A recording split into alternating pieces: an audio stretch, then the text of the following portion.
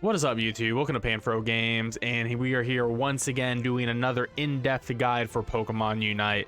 And today we're covering the Thundercat, Zeraora, the king of the jungle. And before we dive in, if you're new to the channel, please subscribe. I really appreciate it. So Zeraora currently is the best jungler in the game. This Pokemon does so much damage, has a really fast clear time, has incredible ganks, and does not fall off, and is a team fight winner, especially with its ultimate ability. And we're going to dive in and do an in-depth overview on the moveset, the item build, and then just general gameplay tips towards the end. So let's dive into the moveset. Starting off with Zeraora's basic ability, becomes a boosted attack with every third attack, dealing increased damage and paralyzing the enemies while restoring 10% of Zeraora's missing HP. And this boosted attack is 110% of his attack stat, while you're getting 10% of the damage that you applied back as lifesteal, which is really incredible. There's not that many characters in the game that do have lifesteal, so that makes Zeraora really valuable and gives him a natural sustain in fights.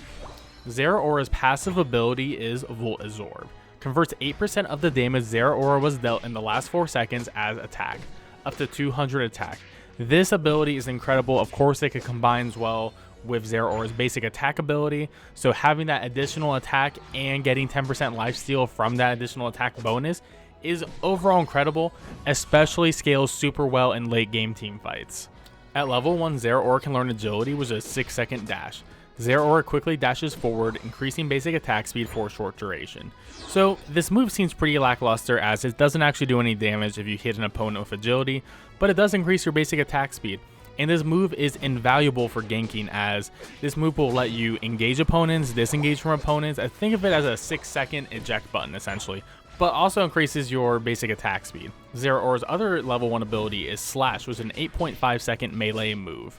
Zeraora charges towards an enemy and attacks them with multiple swings, ending with an interrupt that knocks the enemy up into the air.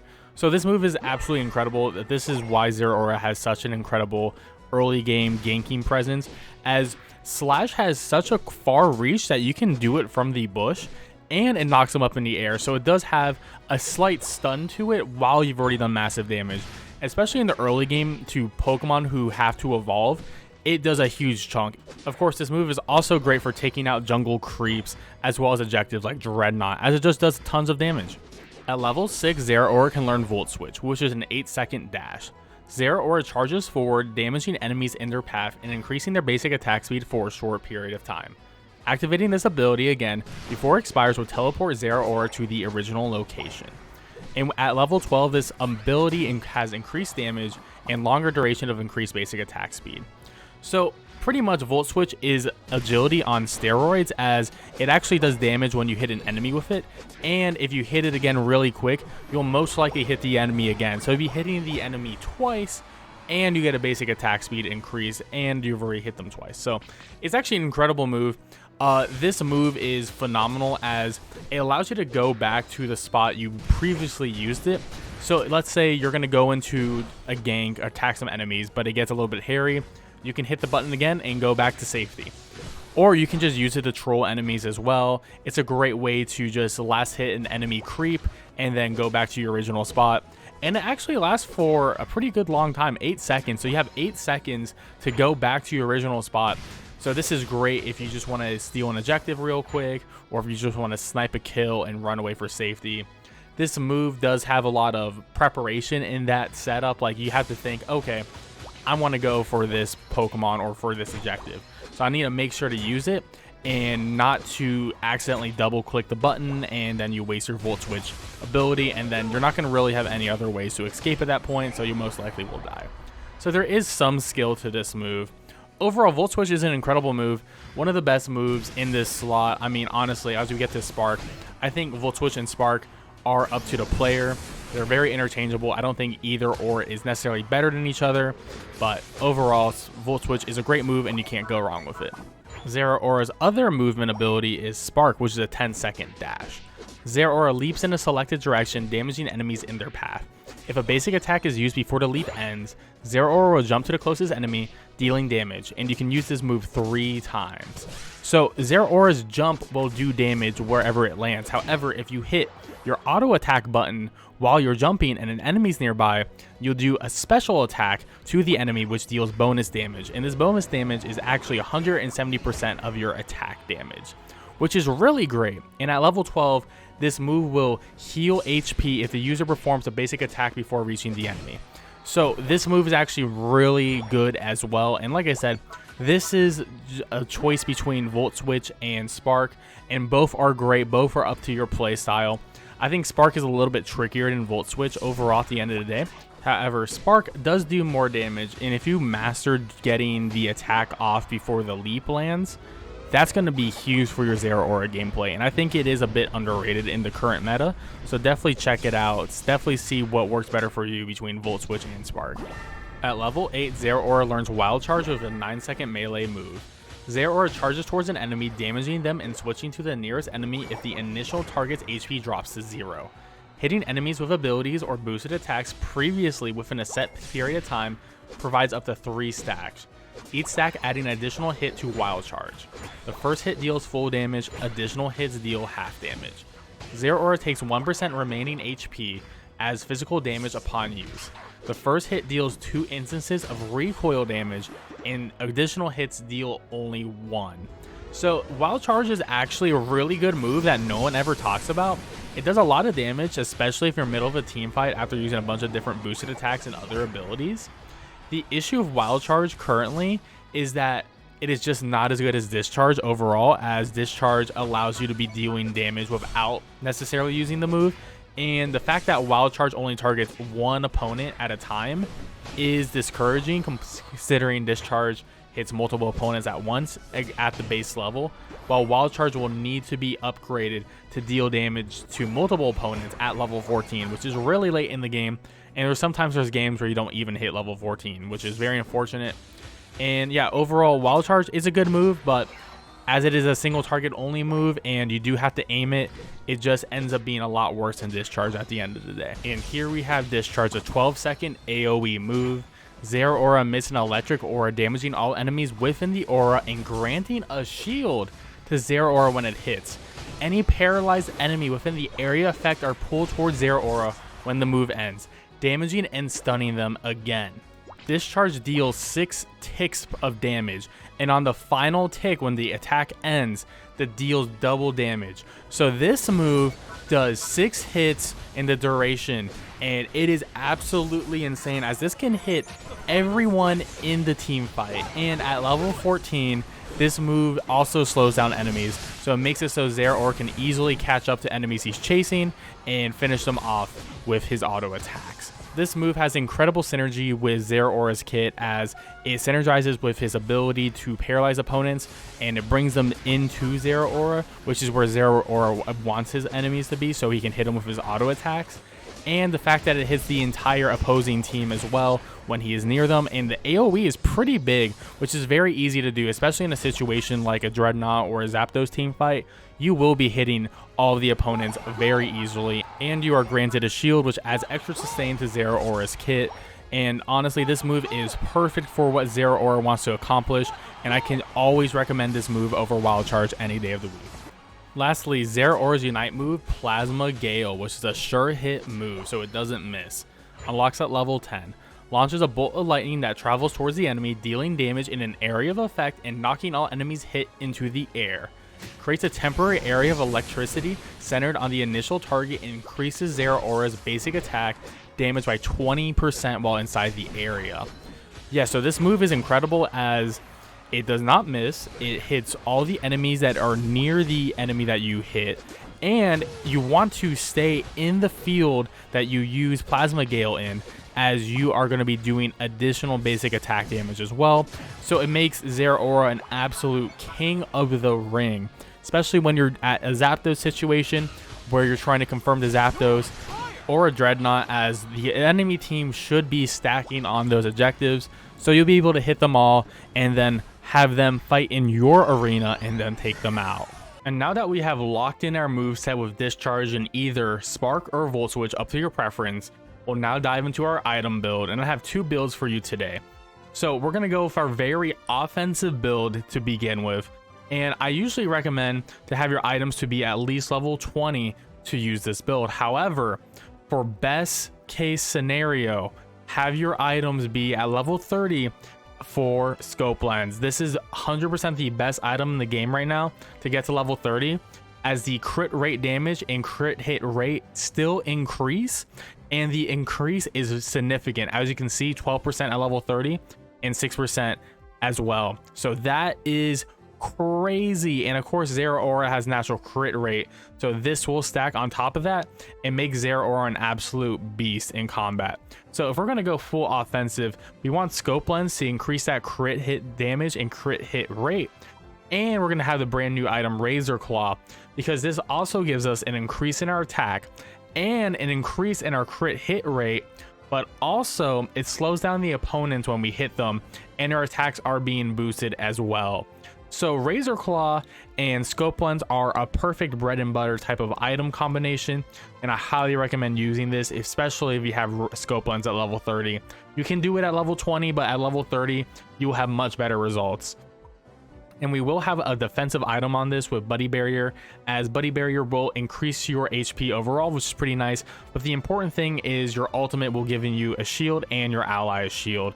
And Zeraora is a very squishy Pokemon, so having some sort of defensive buff with this type of item is great, especially in the late game where everyone's popping off their ultimate abilities, and this will essentially give you a second life in the battlefield. So I think this is a very necessary item on a build like this.